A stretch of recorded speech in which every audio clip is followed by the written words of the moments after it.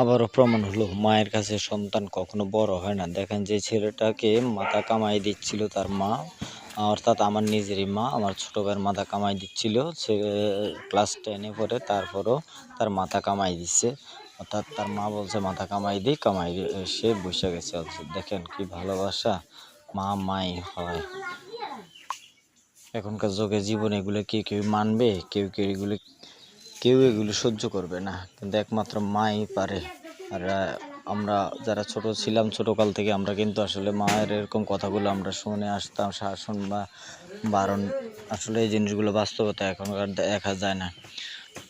আমিও ব্যক্তিগতভাবে যখন ক্লাস 10-এ পড়ি, তো বড় ভাই আমাকে মারছিল, অনেক মারছিল, শাটারের ঢাসা দিয়ে অনেক পিটাইছিল। কিন্তু তারপরেও আমরা কিন্তু কখনো অবহেলা বা কোনো রকমের কষ্ট এরকম কিছু নেই নেই, কারণ সন্তানকে মা, বাপ, ভাই শাসন করবে, এটি স্বাভাবিক। তো সবাই ভালো থাকবেন, আর সবার কাছে বিশেষ করে একটা অনুরোধ থাকবে, একটা সাবস্ক্রাইবার করে যাবেন সবাই। ধন্যবাদ।